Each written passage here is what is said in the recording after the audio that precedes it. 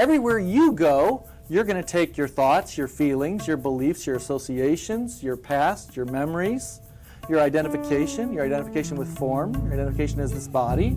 You're going to take your slavery and try to find freedom. It's like it's closed, right? It's closed. It's like set. It's like limited. It's like only what you know. Been in a book somewhere, right? I would.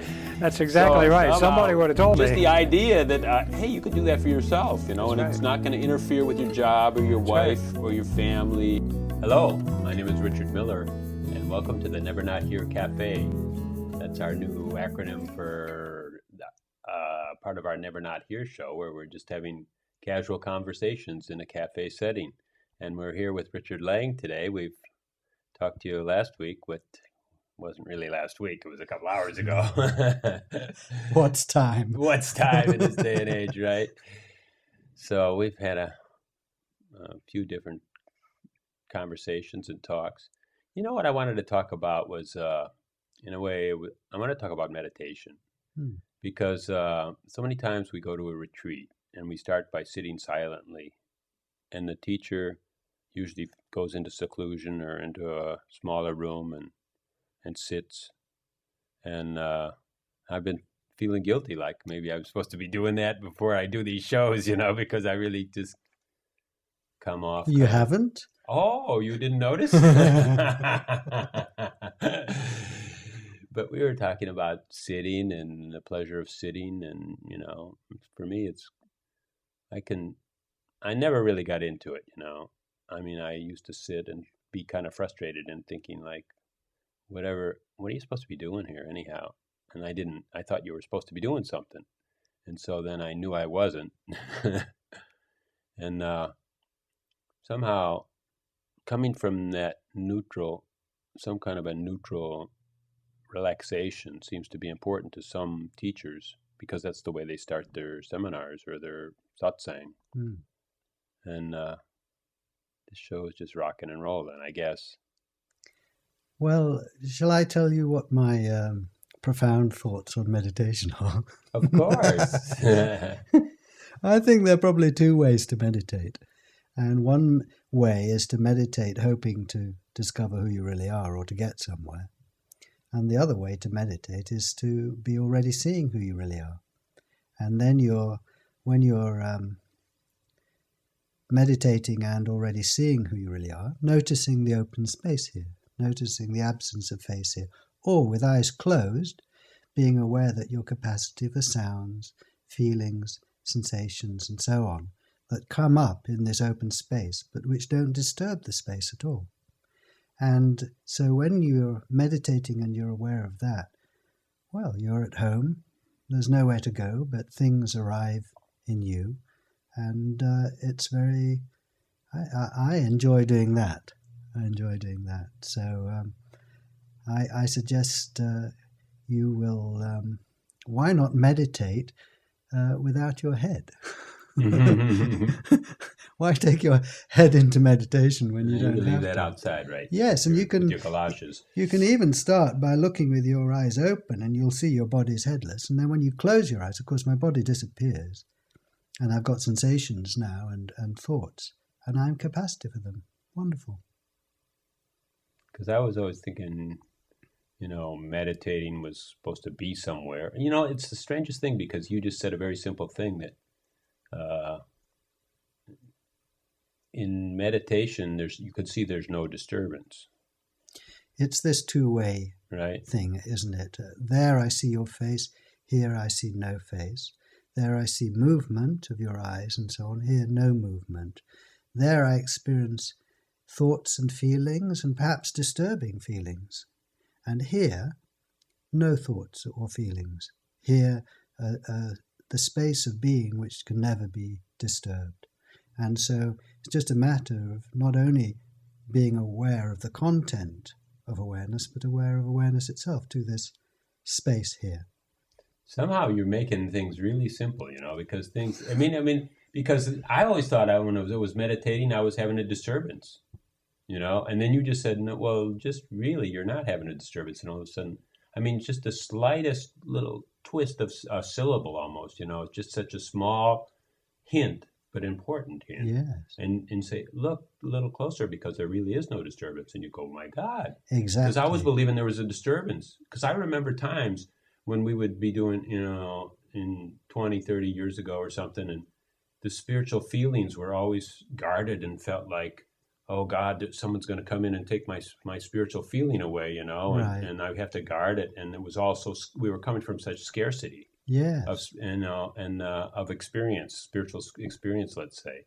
And then we were all so closed and like, what are you doing in my space? You're going to disturb me. And it was kind of terrible, And Oh yeah, I know. I know what that's like.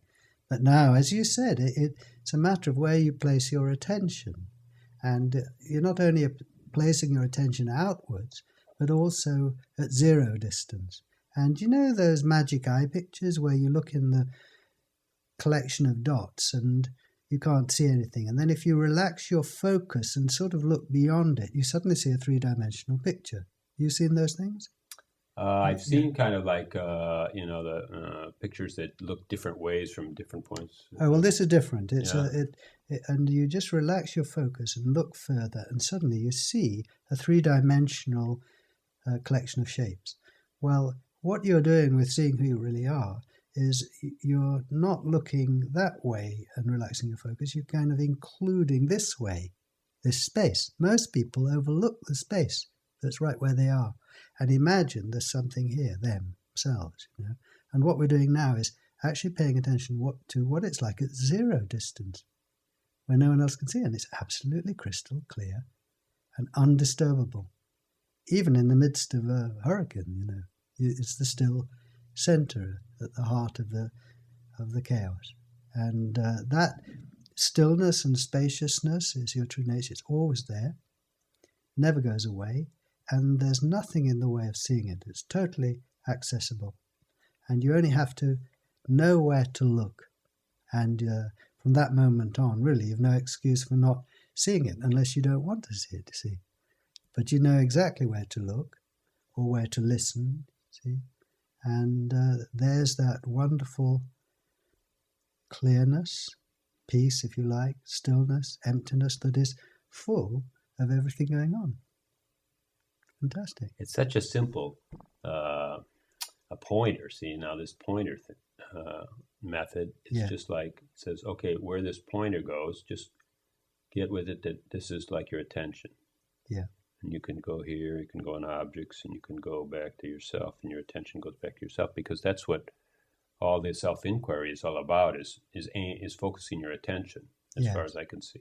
Yes. But it doesn't use a kind of like a physical tool or a pointer, which could be either a pointer, you could have actually, like in one case you have a mirror, or different kind of objects that are pointing objects, and we'll discuss some of those in a bit. Yes. Let's talk a little bit about Douglas, because we talked a little bit about him on the last show, and so then before we get into his tools, you've known him so long, you knew him. Yes, I knew him. Like he's a dad for you or something, your family, right? Well, that's right. Absolutely. I met him when I was 17 in England, and in 1970. And I was searching and went to a workshop of his. And we did the experiments, some of them, and I saw who I was. And I was, almost too young, You're an advanced student, 17 years old. I mean, when I try to think and I don't even want to think when I was 17. Forget it. Well, I was just as mixed up as everyone else, and still am probably. But I had the good fortune to stumble into this workshop and be invited to turn my attention around in this simple way. And of course, I couldn't miss it. And for some reason, I was looking for it, and it meant something to me. And so I then went to university fairly near him. So I had the opportunity, whilst I was at university, to visit him a lot. Really, my time at university was spent kind of paying attention to this as much as to my studies. Wow. Yeah, that's what my... What about other friends and other people in the university? Did they kind of turn on to it, or was this kind of like a private thing? No, I in the third year at university, I ran a workshop once a week in my room. Wow. And I made friends, with other students. And also there was a friend in the town who's a friend of Douglas. She used to come, and local friends, because Douglas lived not so far away. And then I used to go down to his house almost every other weekend. There was always a dozen people there. We used to do the experiments, and that became like a family. Would you be living in the university then, like in Yes. dormitories, or were you at home with your parents? Or I was in the university. It was Cambridge. Douglas lived near Ipswich, so not far. And in my last year at university, when I was 21, I suppose, I travelled around the States with Douglas doing workshops. I was really keen. I really felt, even at that young age, I'd hit gold. And here was something extremely exciting. Not that I knew the field of spirituality, but I thought, wow, these experiments are a breakthrough. And of course, I read everything Douglas had written, and I read around, and I tried other things out, meditation and so on. But I recognized that here was just a super fast track way home, and a breakthrough, really. And he felt that. And seeing how instantly people responded to this, and then seeing how over the months and years people lived from this, and we were all working it out. And we're still working it out. That I'd love to ask you about, because since you were 17, and then knowing so many people from your university chums to people in the family, to people, and then you see they've all grown up, and they probably had kids, and their kids have grown up, and yes. Maybe it's made a huge difference in the way their family was raised, and in the way parts of England are forming, or parts of the culture are a little. Well, it was like a mini culture, that group of friends, all who shared seeing, or who shared awareness of their true nature in this simple way. And there was no hierarchy, even with Douglas, because once you see this, you see there's no hierarchy. There's no difference between my nothingness and your nothingness, and you can't get better at it. You live your unique life from this one nothingness. And so in that sense, there's room for difference. And there were all kinds of people used to come through Douglas's home. It didn't charge. The weekends were people just slept, on the couch and brought a tent or whatever. And so I think that in terms of people growing up with it, then it gave permission to people to be themselves, really. And I think in families, it gives permission for your partner or your children to be themselves. You're being, the nature of seeing who you really are is you're not face to face with another person, your capacity for that person. And it's a very respectful, honouring thing to notice that I am room for you. The void here itself doesn't have an agenda. Just for yourself, to give you permission to be yourself. I mean, Yes. Isn't that what we're all longing for in work and in society, Yes. and in the family and everywhere? That's right. That's right. And then if we can give our own selves permission to be ourselves, then we can give other people permission to be themselves. Yes. And that has to be the roots of harmony. Right. It's a wonderful thing. Wonderful. And this is where, as you go on practicing this, then you're giving room, capacity for yourself to be yourself. I mean, it's not any claim of perfection in the world. And one still runs across problems, and one is a conditioned being at this level. But here one's unconditioned. So you're living from the unconditioned into the conditioned. And that's a different way of living from imagining you're just in this box here, you see. You're living from this freedom here. What about sharing? Was that important to the groups that came around? For NeverNotHere, at least this might be just my flag that I'm carrying, is sharing seems to be so important in it. And I can't tell enough people about our show and Yes. about everybody that appears on the show. And Yes, it is very important. It was very important for me. It was very important for me to be around people. I think I and others needed the support of others, really. I mean, in the last resort, you don't, because you're seeing who you are. You're seeing it for yourself, and you're seeing you're alone. Your aloneness includes everyone, but you're essentially alone.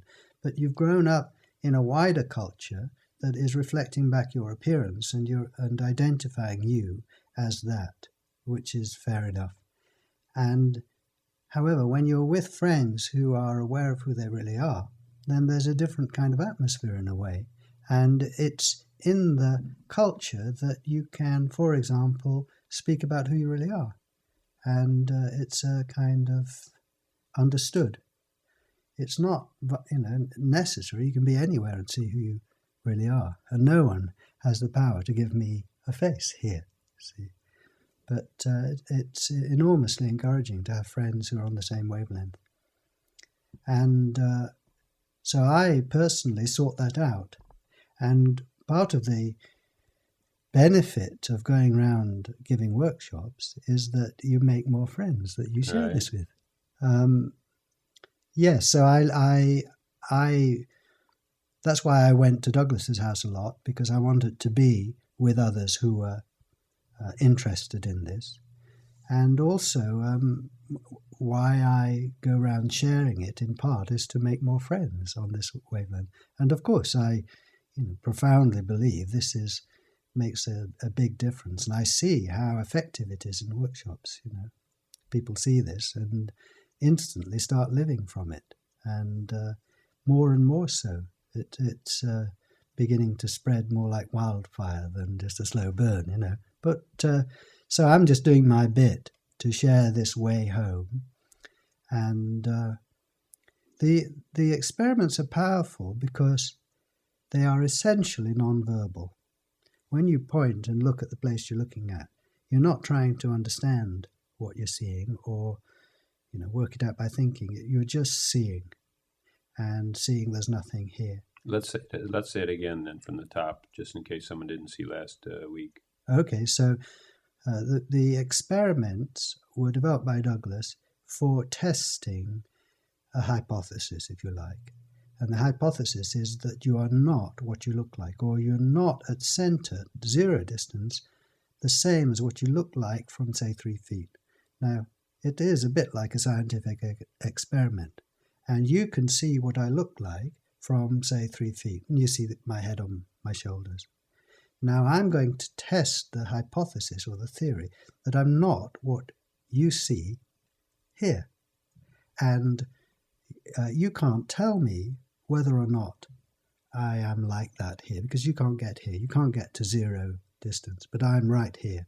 And so first of all, with the experiment, I kind of hone my powers of attention by looking at things in front of me first. So I point, say, at the flower, and you can see a flower there. You can see the colours and shapes and so on. And then say you point at your hand, and you can see the colour and shape of your hand, and it moves. It's a thing. And then you point at your chest, you see, and you can see the colours and shapes of your chest. Now you hold your finger out like this and point at your face, and you look and see what's there. Well, I see nothing here. Do you see anything there? Right. It's just like, of course, you're looking at a finger, but, you're used to the finger looking at where the finger is going, because you've already got yourself used to that by going like this. That's right. So then your attention goes right to, what's out there? And then you just say. Exactly. Like, whoa. Exactly. That's my experience, yes. It's just like emptiness, like, perfect. It just goes in and in. Yes. And what's in the emptiness right now for you? You. There you are, you see. So then we were having a lot of misunderstandings, saying that emptiness has to be empty, because otherwise we wouldn't know it if it had something in it. But then now we can just say emptiness always has something in it. Yes. And this is not from theory. This is describing your experience right now. We've always seen something in there. So yeah. So that's okay now. Before I was obsessed by that, saying, well, get out of there. That's my nothingness. You're not supposed to be in there. I know. And you get rid of one thing and another one pops up. And my idea of getting something out of there was in there. Yeah, exactly. So it's a wild goose chase. You'll never get rid of the things in the emptiness. But the point isn't to try and achieve some theory. It's to check out how things are now. And it's empty and it's full. And so this is awakening to who you really are. Wonderful, you see. And you've just expressed it in a way differently from the way I express it. And each person is this emptiness, but expresses it in a different way. and has different things happening in it. So we're one and we're many. Now we're going to show you what it looks like to do the pointing experiment if you haven't been doing it. So we're going to give you a little bit of an idea. So Richard's up at the camera. And take us through it one more time so we can see what... Okay. All right. So I'm just going to help you, the viewer. I'm going to guide you through the pointing experiment. So this is my finger pointing out, and I'm going to point at Richard's face. And I'm noticing what I'm pointing at. Richard's face, I can see the boundary, I see the colors, an object, a thing there. Now I'm going to point down at the flower. I can see different colors there, different shape there. I'm directing my attention outwards at something. Now I'm going to point at my hand, which is even closer, and I can see the shape of my hand and the color of my hand. It's a thing, and there's movement there. I'm still directing my attention outwards. Now I'm going to turn my attention around, and I'm going to use my finger to help me do that. And I'm going to point directly back at the place I'm looking out of. And I'm now paying attention to what it's like here. And here, I see no color here, no shapes here, no movement, no face here, no identity here, nothing at all. There, as you can see, I can see Richard's face. And here, no face. I'm face to no face with Richard. And here, I am space or capacity for the world. And that's the pointing experiment. First of all, directing your attention outwards at things, and then paying attention to what you are at zero distance. Space, capacity for the world. That's beautiful. And that the next part is the double pointing, and I think that's really relaxing, because that tells you, it makes the distinction about where the action is and where the depth or the calmness is, the core. Okay, I will with pleasure show you this. So now you get both hands and you point in and out at the same time, two-way attention. So looking this way, I see nothing. But this nothing, this open space, is always full of something. At the moment, it's full of my friend Richard, and of the room, and of sensations and sounds and everything. And this emptiness here isn't just empty, it's empty fulfilling. It's always full of something, always capacity for something, and capacity for your friends, capacity for the environment, capacity for feelings and thoughts. This fertile emptiness is always room for something. Wonderful. It's so generous because it's got capacity for struggles and for fears and for joys and for happiness and Yes. and for tragedy. It's so generous that it just has an infinite capacity. It seems. That's right. And when your capacity for trouble, then you'll notice that the capacity itself remains free of the trouble. So you're dealing with and coping with and observing a difficult situation from this freedom here, this capacity for what's going on, this wise, infinitely deep awareness here. Wonderful. What a great resource. That is so beautiful because that's the resource of King of Resources. That Yes, and it's a funny thing, but from the emptiness comes things. And you see my hand comes out of the emptiness? It's such a simple thing, isn't it? But your true nature is known as the great storehouse, from which everything comes and everything returns. And you can, in a very simple way, demonstrate that. My hand's coming in and out of this emptiness. So you try that. Hold your hands out in front of you, see, and then bring them past your head. Now you see they don't go past your head, they disappear into the void, into your infinite true nature. oof. It's like a plunge. I plunge in Yes. with my hands. Wonderful. Now let's just go over one more thing we said last time. We were talking a little bit about, because maybe some people that have just tuning in and saying, these guys are having a fun game, but what's the point? What are they doing? Okay. And why would you want to even do this? And what does it mean? All right. So the question that I'm asking is, who am I? Who am I really? And all the great traditions, spiritual traditions, encourages, at the heart of them is the realization, put in different ways, that at our very center is the origin of the world.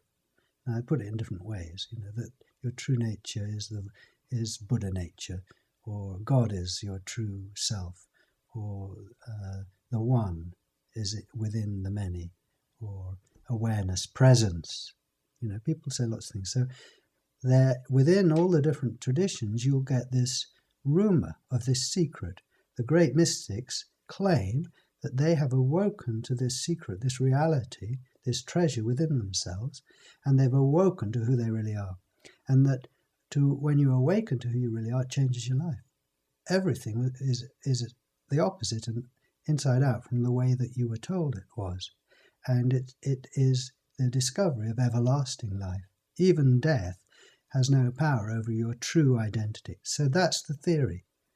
That's right. the The theory, in other words, is that somehow you can know this in an intimate way. Yes. Like just it's there. Yes. It's like not a knowing of encyclopedias and stuff. It's just a direct knowledge. Just a direct. Yeah, direct experience.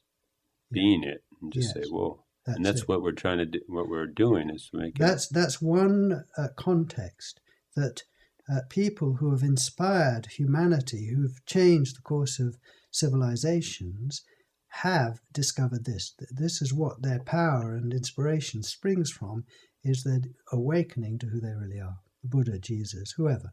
So we have no proof that they really did that, but that's what they say, that's what the traditions say, and they really had an effect. So on the one hand, we're going to test that out and see if they were right, see, because they are talking about you and me. They're saying, Richard, wake up. Your true nature isn't Richard. Richard is one aspect or an expression of your true identity, which is the source, which was never born and will never die. And if you awaken to this, you personally, here and now, you will discover the most fantastic thing. So that's one thing. But the other thing is modern science. And modern science really is the quest for truth. What are things? What is the world? What is the world made of? And one way to find out what the world is made of is to go up to things and take them apart to see what they're made of. So you go up to this table, you see, to find out what it really is. And you find out it's at a closer distance, it's molecules. So then you say, well, I wonder what the molecules are made of. You go up to those, you get atoms and then particles and so on, till you're almost down to nothing. But still, we haven't found what is at the heart of reality, what of appearances. What's the reality behind the appearances? So science is the quest, really the same quest to find out what is the reality behind appearances. So when you apply that to yourself, which is what Douglas Harding did, said, well, I'm not going to believe this theory of the spiritual tradition, although I take it into account, but what can I actually observe with my senses? Not revelation, but direct experience, and which is science, you see. And so, in effect, he understood that at that range, so I'm going to ask myself in the spirit of science, what am I really? And I ask you to help me, and I say, well, first of all, what am I from there? You see Richard. Now, if you come up to me, you lose Richard and you find cells. And you go up to the cells, you lose those and you find molecules. So in other words, it's like you're peeling the onion, the layers of the onion of my appearances to help me find out what am I at the center. Now, you don't get to the center. As near as you get, I'm almost nothing, but you don't get here. But we now apply the same method of direct, honest observation, because what you're doing is you're not guessing what I am. You're using instruments to look at what I am, to observe the actual facts, and you notice what I am changes with distance. So I'm going to apply the same method to zero distance. And so this is what the pointing experiment is. First I look out at things at a distance, and I see your appearance. I look closer, I see my knee. See, I look closer, I see my chest. Now I look at the place I'm looking out of, in other words, me at zero distance, and I find nothing. Yet I'm aware that this nothing is full of the finger. So I'm now seeing what I am at center, and it corresponds perfectly with what all the great teachers say, that at the center is this awake nothingness for the world. And it makes sense in terms of what objective science has told me, because I complete the story of what the scientist has told me as the scientist moves up to me. I'm less and less. Right at the center, I'm nothing at all, full of everything. So Douglas's experiments are fully in the spirit of science and yet dovetail perfectly with the insights of the great mystics. It's wonderful. So when you say like, what's the use of it? Or I mean, what are we driving for? Why would we want to do this?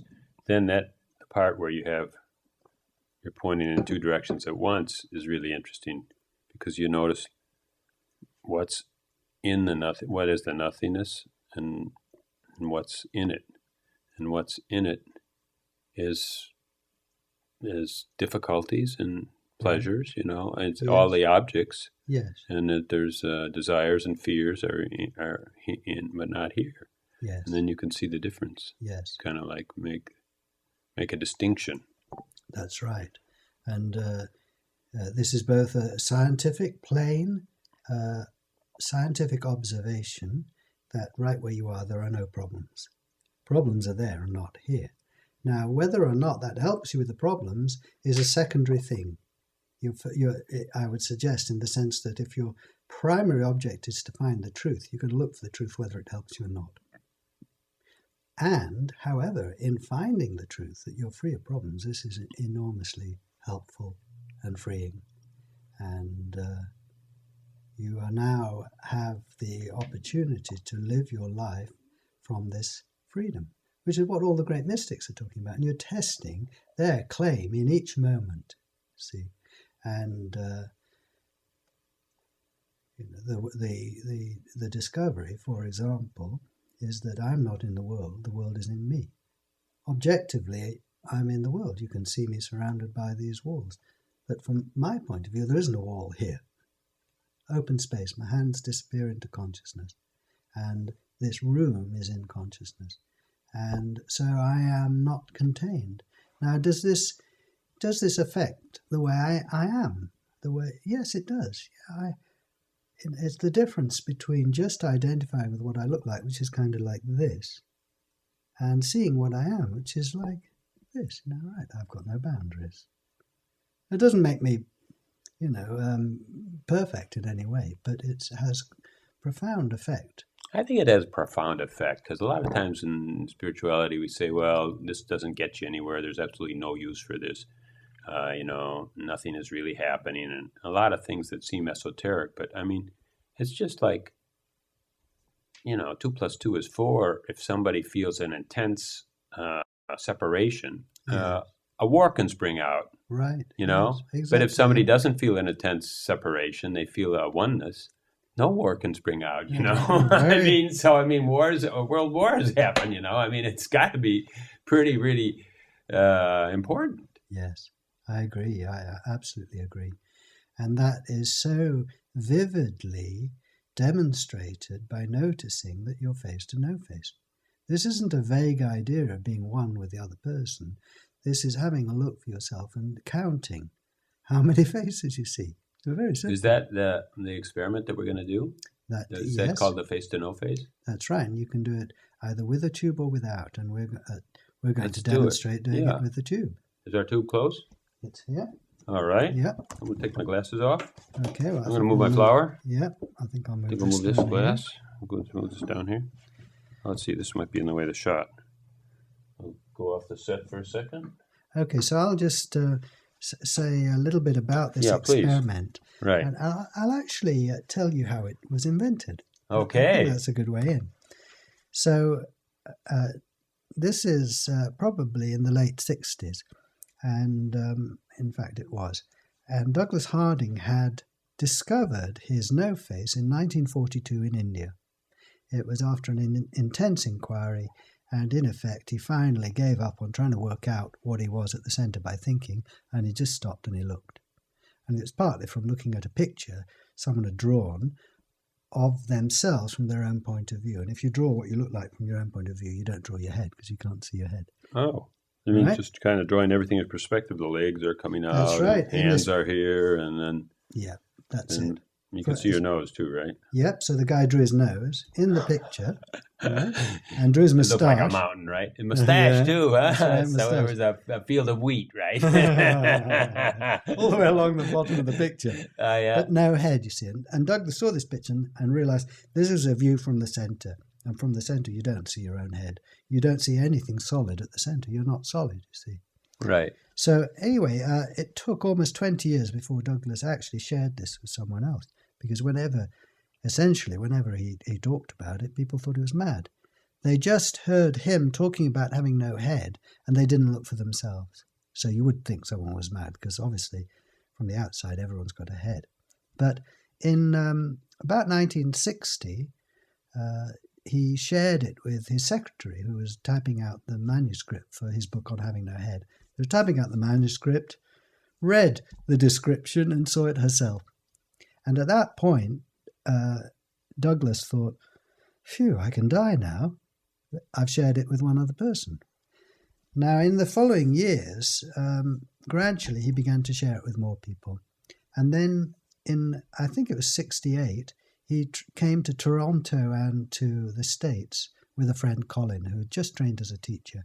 And on the way over, they were going to do a weekend workshop in Toronto, and they realized they couldn't just sit and talk at everyone for a weekend.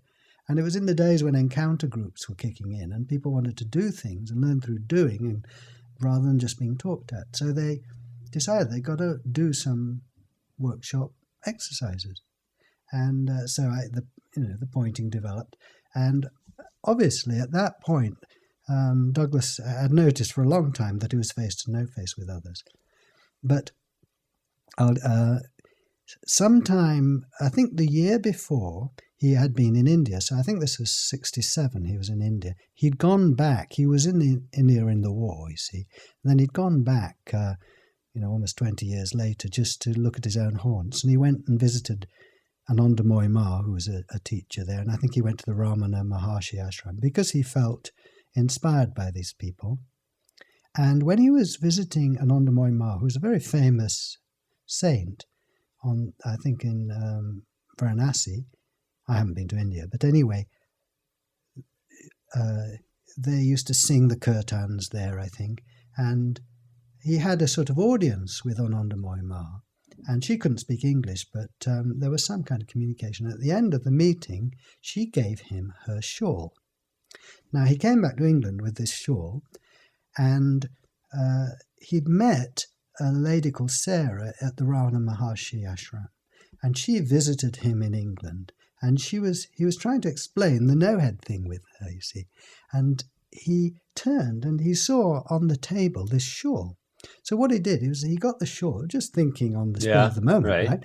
And he put the shawl around her face like a habit of a nun or something. So if you put your hands like this, like a horse's blinkers, you see that it kind of contains the view a bit. And what do you see in between your hands now? Can you see anything in between your hands? Do you see your face there? No. No. And your hands kind of go around the whole view, don't they? So this brings what Douglas noticed was that this brings your attention close because your hands are near you. And so it brings your attention near to the void. So you guys are steering the attention. You're just steering it with all kinds of little tools. That's right, yes. And otherwise our attention is going to go in like whatever, like there's a fly over there. It just goes, That's right. And so now we're going to... You've got to bring your attention back to where you're looking from. So then when Douglas and Colin went to Canada, the people organizing this workshop said, well, do you want people to bring anything? And Douglas thought of this shawl. Bring a shawl, right? He said, bring a towel, you see. Bring a towel. So everyone brought a towel. And they were having fun, and everyone had to put these towels round to bring their attention to the emptiness, you see, which it worked. And they called it Taoism. Not Taoism, but Taoism. And then during this exercise, they were having fun as well as it being. Oh, yeah. During this exercise, Douglas and Colin went up to each other, you see, and they were both wearing these towels, and they looked at each other. And Their towels touched, huh? Yeah, so it was a bit like a tube, right? Yeah. But it was very dark. So then typically, that in the middle of the night, Douglas, it was always on his mind trying to communicate this. So it was going around his mind. And he got up in the middle of the night and went down to the kitchen and found a garbage bag and cut the bottom off, you see. And he had a tube. It was like two. And then this developed, because it was a bit dark. So then we got shopping bags that were white, and then we made these things. Then we cut holes in them so you could breathe. See? Yeah. But the point was that it cut out the surrounding environment, and you see, it put you in a context that was quite unknown to you. Who has been in a tube before with another person? Not many people have. So you're likely to be shocked in a way into seeing the way things are, because it's not a familiar situation. Like when you go traveling and you're in a new country, you see everything fresh. Well, it's a bit like that. So it's a sort of deconditioning device. So when you look in the tube, see, our conditioning is that I'm face to face with you. Right. But I don't see two faces. You just assume that you have. I assume there's two. That you have a face. Yes. So when you look in the tube, it really concentrates you, puts you in a new environment, and you only have a face there. And then you're asked, how many faces do you see in the tube? Are you face to face or face to no face? Do you have a face your end that keeps the other person out, or are you busted wide open for them, you see? Well, you can't help but see you're busted wide open. Right. So we can demonstrate this. Let's try it. Yeah. Let's see. Here's a tube, you see. You can see a tube. Can we fit across? And we just put our faces in. That's it. And then while we're in the tube, I would ask the questions. There you are, you see. Yeah? Ask away. All right, so how many faces do you see in the tube? I see one. I see one face and two thumbs. And two thumbs, right. That's it. So I'm face there to no face here. Are you the same? Yeah, no face here. Yeah. And so there's nothing. You see the far end of the tube blocks the tube, but the near end is busted wide open. And you have the other person's face instead of your own. It's a strange view, and that's the point. So you're probably looking in a tube at someone else's face for the first time. Now the questions are very simple. Looking in the tube now, how many faces do you see? When I'm looking in the tube, I only see one face, and it's at the far end. It's face there, in my experience, to no face here. I see two eyes there, no eyes here. A shape there, no shape here. In other words, I am busted wide open for the person at the other end of the tube. I'm capacity now for my friend Richard.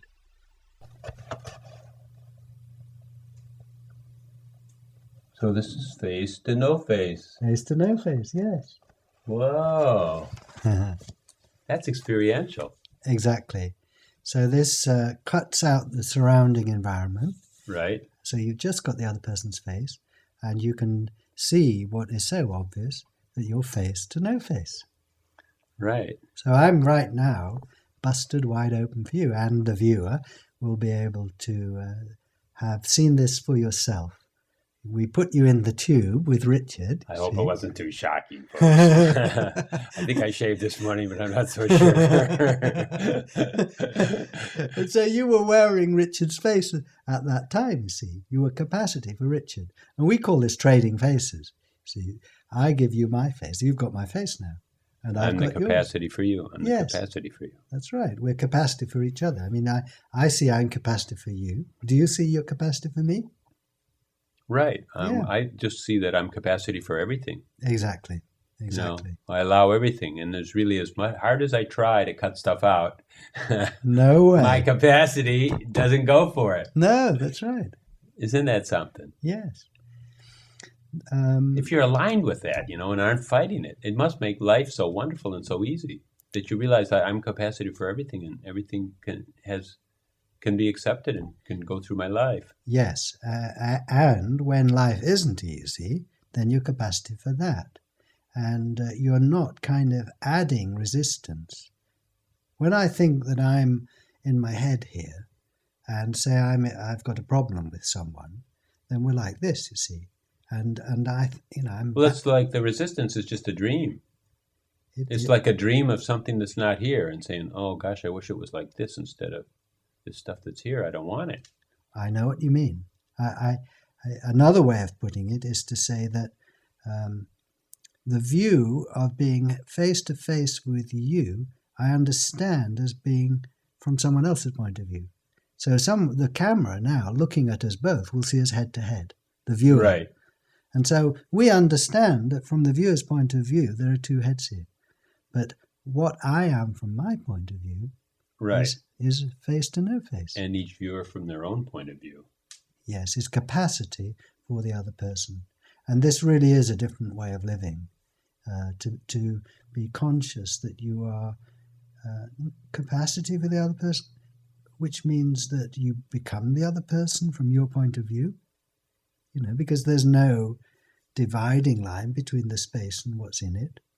So the space here that I am becomes Richard with no seam, no frontier. It's kind of like an ultimate generosity, that I allow everything to march through my awareness that's here. Yes. And I'm just generous and big, just like basically consciousness is generous because so far it's allowed 6 billion of us to have our own lives and do what we want, and think how we want to think. And I know. And you're that consciousness. And there was a poet in 18th century England called Traherne, Thomas Traherne, I think it was.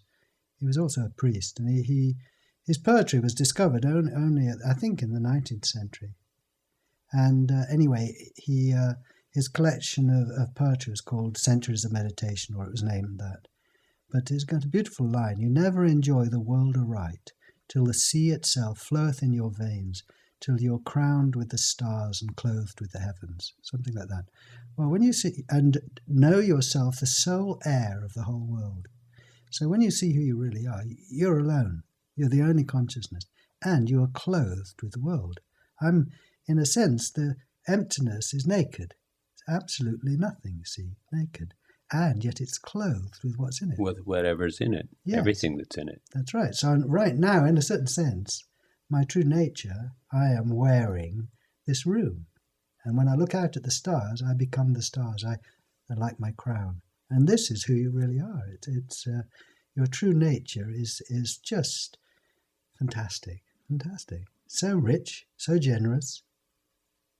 And everything points to your true nature, and we just edit it out of the picture all the time. For example, if you're by the sea and the sun's setting, then the glittering golden light from the sun comes only to you. It doesn't go to people, it comes to the first person.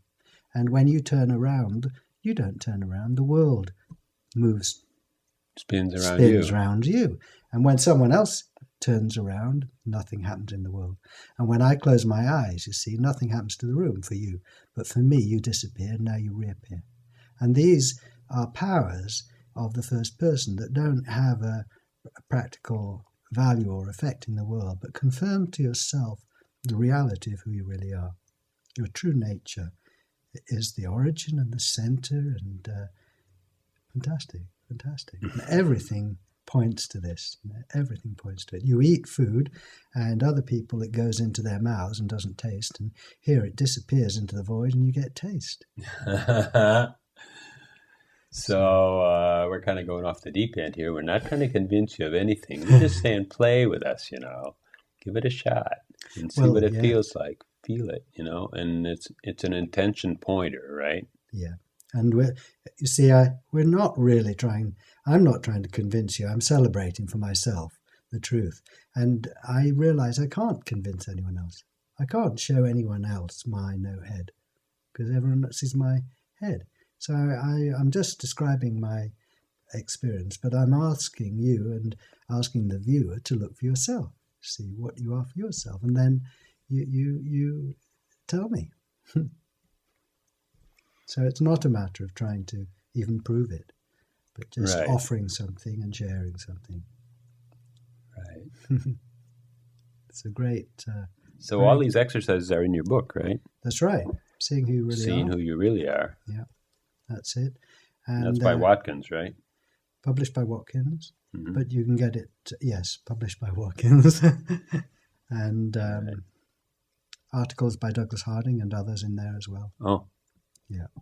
So, fabulous. So, life can really just take on so much diversity, you know. For so many years, it seems like I was in a real deep trench, you know, just kind of like fighting it out, or I was enjoying it. I thought I was, but I'm so glad I'm out. Mm. And there's a reflection, you know. There's a real reflection, because we're all, in a way, we're in a spiritual search, if we are, and we're in whatever kind of search we are, and we're always monitoring for results. And then we get the caution, well, don't be always looking for results, because you're missing the point. But there is a result, you know. There is a result when you're tight and when you're contracted, and Yes. life is not such a joy. Yes. And other people seem to be in the way of your joy. Yes. I think when you see who you are, you see you're out of the way, and the world's in you. And life is still up and down in my experience, but you see that you don't go up and down. This doesn't move at all. And it's not always easy, but it's always accessible. Life isn't always easy, but your true nature is always accessible and always available to be aware of. And, well, the thing is to test it out, isn't it? And to experiment living from this. And you might say, well, how do I remember to be aware of this? Well, one thing is that you'll have problems and that'll wake you up. But in terms of the headless way, the experiments are pointers that you can use in any situation. So when you're with friends or with strangers, then you can see your face to no face. You've seen that now, and you can notice that wherever you are. It doesn't even depend on whether you're feeling good or not. Or you can notice you're looking out of one single eye. You see my two eyes, but from my point of view, it's just one opening. My fingers disappear into my single eye. Or I can notice when I'm driving or walking that I'm still and the scenery is moving. Or I can listen to my voice now coming out of the silence. See, I don't see my mouth moving. Well, when you're on the phone, it's a great one, because you pick up the phone, see, and then you put it to your ear. Well, you don't actually put it to your ear. It disappears into the void, right? And in other words, you put it into this consciousness, disappears into this one consciousness. And then you hear someone's Words voice. arise. Yeah. And so now I can hear my voice talking on the phone, into the phone, and I hear someone else's voice, the kind of quieter voice. But both voices are going on in the one consciousness. So on the phone, it's a fantastic opportunity to be aware that the one has two voices or many voices. So in every situation, touch the table. You see, now do you feel your fingers or the table? I feel I'm empty for the sensation of the table. See, in every way, in every situation is an opportunity to be aware of who you really are. And what the table really is too, because in a way it's not a table, but it's a sensation in consciousness or something like that. Exactly. And and now you see, when you start noticing this, you really pay attention, don't you? Really sensitive to the feel of the table. See, it's wonderful. I love this way of expressing, saying I'm the capacity for, because you said I'm the capacity for you and you're the capacity for me. But then we took it farther and we said, well, actually, we are the capacity for our whole life experience. Yes. And we're the capacity for what passes through our day. Yes. And each and every experience. Yes. And we're the capacity also for the dreams, the dream that this experience could be better or isn't quite right, or darn you, you're here again, or however we take it. That's right, yes. And we're the capacity for all that to happen. I know, isn't that amazing? Yeah. And, you say those words, I'm capacity for the world, and then you pay attention and it goes, wham, like, oh my God, it's true. And, it's far better than just the words. It's the living experience of being everything. Douglas used to say, people say, so, what else is there? And said, what else is there? You've just discovered that you're the source of the universe. Everything is in you. You're never What's born next, and you're, right? Yeah, right. What's next? Well, universe number 2 is tomorrow. That's the next course. That's right. That's right. Oh, golly. There's Stop and enjoy, right? Yeah, really. On that level, there's a story by Rumi, and this guy asks a dervish, a holy man, says, says, "How are you?" He says to the holy man, and the holy man says, "You're asking me how I am. You're asking me who is the one for whom the sun rises and sets." He's got a beautiful phrase. You're asking this one without whose permission not one tooth flashes with laughter in the world. You're asking this one for whom death is a servant. You're asking me how I am? Oh, I'm very well, thank you. Even if you got a sore leg, really. This Rumi guy, he had a sense of humor. I think so. And Rumi, of course, did the whirling dervish dance, the spinning, see. And we have an experiment which involves standing up and pointing at your no face and turning around. You've got to do this carefully and stop if you get dizzy. But when you do this, you find that the room is moving past your finger and there's nothing moving here. And you're still and the world is moving. And that anyone who tries this, I'm sure, will find this. And you're not turning. The world is turning. Oh, yeah? When you stop, if you've got going fast enough, the room is really turning. The room is spinning around and around, and you are still whirling. So every situation is an opportunity, if you want it, to enjoy and appreciate your true nature. And the wonderful thing is that you're kind of in disguise, aren't you? Your true nature is in disguise. My true nature, which is the source of the world, looks like Richard to you. See, which isn't the source of the world. So it's like being a king in disguise.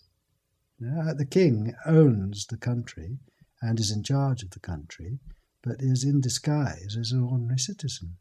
See, and everyone treats you like an ordinary citizen. Now, most people don't know they're the king or the queen. Right? And they walk around thinking they're an ordinary citizen and don't own the country and are not, not powerful. And waking up is discovering you're the king or the queen. But everyone else continues seeing you. All our strategies in conniving are not necessary. So then, what would we do without them? Right? All these strategies to climb up the hill a little bit more and get closer to the king and say, "Hey, we are the king." Well, that's exactly right. Yes, I know. It's really got to be just, really a change, total. Stand the whole world on its head. I know. I mean, what transformation can be greater than awakening to who you really are? It's not shifting the pieces around. It's a whole different story, Fantastic. And you never get used to it, you see. It just gets more and more shocking and amazing. Can it really be true that I am the source of the world? I've no idea how I'm producing the world. That's another thing to say. Well, Richard, if you're really the origin, then you should. How do you create the world? And you can only say, I haven't a clue. See, there's a total miracle. I don't know how I'm doing it.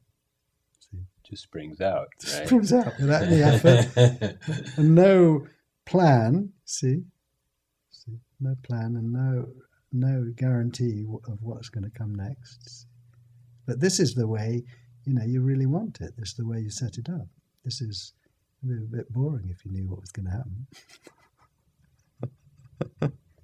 So now we're really getting into it. I don't know. You've taken Never Not Here to a new level. And we're just sitting in a cafe. I know. You know, we're face to not no even face. drinking anything very strong, you know. I don't even think we had a spot of caffeine or anything. And I don't know, the next show, I think we'll just do the laughing show. That sounds like a good idea. See who's laughing. Yeah. Where does the laughter come from? Well, I have the capacity for it. That sounds good enough for me. Right.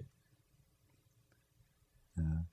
So anyhow, it's all happened since we got a website, because Richard found us from Australia. Mm. Your friend was surfing and found our website and said, "Look at that, Rich, you're going to be in Chicago or close to it pretty soon. And let's email that guy over here." That Richard. Yeah. That's and then right. we just had a couple of chats. Yeah. And we weren't even sure our emails were getting through. And then just a few weeks later, here we are. You're in Chicago. We had a group last night to a full house. Everybody enjoyed and really looked in the tube. And That's right. And now it was so popular, we've decided to have another group tonight. Yeah. And I know, it all come out of nothing. Right. Nothing but our capacity. That's right. That's a very smart and creative nothingness. Just saying yes. I don't know. Somehow, were we involved to say yes to it, or not even? I don't know. I would say yes and no. Yes and no. Very good answer. So our website is NeverNotHere.com, and you're seeing these shows on there, I imagine, because we also have 3 broadcast areas in Chicago, but I always put it up on the website first because I'm so excited and so anxious for you to see it. Well, I'd just like to jump in and say thank you, Richard, for inviting me, and it's been a pleasure to be you. Oh, yeah, to be your capacity, right? I love that capacity. I think I'll keep saying that for a while, you know. Right, yeah. But this is just great, you know. I really thank you for coming and, you know, bringing this 40 years of networking and this, 37 or how many ever years since you met Douglas Harding, and bringing Douglas Harding into our lives, and just seeing that life is really such a joy. And also your story about, you know, the kind of the community and the network around Douglas. Yes. It just gives us all hope, saying, well, why not my family? Start here. I'm going to write a biography, so that's in the pipeline, if God willing. Right. Who knows? Right. So we have a lot of exciting shows, and they're going in a lot of different directions, and it's just kind of saying yes to what's happening. And one place that I feel really excited is about the Chicago. It's called CAN. CAN TV is Chicago Access Network, and they have a studio that's a large studio and with a lot of cameras in it and a lot of flexibility to it. And one of the neat parts is that they have live broadcasts. And we intend to get going with live broadcasts, which means that we can actually talk to Chicago-based visitors or viewers, I say, while the show is running. And I expect those shows to be really exciting and really build this up to something really pretty great, you know. In a couple of years, look for us right beside Oprah, you know. We're going to really, we're going to go big time. So anyhow, we really thank you for coming, and basically all we're asking is one thing. Tell your friends, you know, let's spread it around. Never Not Here is all about sharing, so let's share this show. And we have over 40 hours on the show, on the website now, and let's get it out there. And the fun part about it is we found this fun map that we put on the bottom of the homepage, and it shows where everybody's coming from, and you can see all over the world. Viewers are sprouting up and watching our shows, and I'm getting emails that say, "My gosh, I love your show, and I watch it every day." And you know, some people are kind of isolated. We're in a big town, but you know, there's lots to do, and there's lots of places to find consciousness, and lots of big-hearted people. And some people live in small towns or places where things aren't so readily available, and so it's very, very gratifying to be producing this show. So I guess I've talked long enough, so I'll just say Richard Miller signing off, Never Not Here, and I'll see you next time.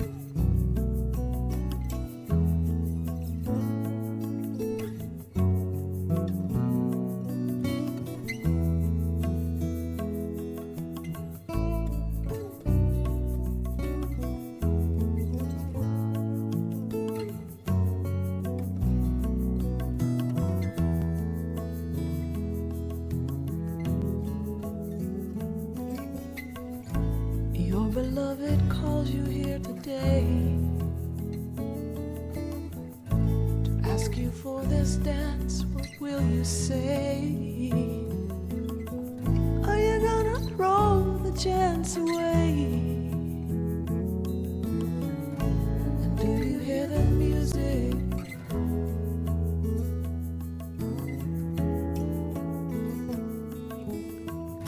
I know you've got a lot of things to do.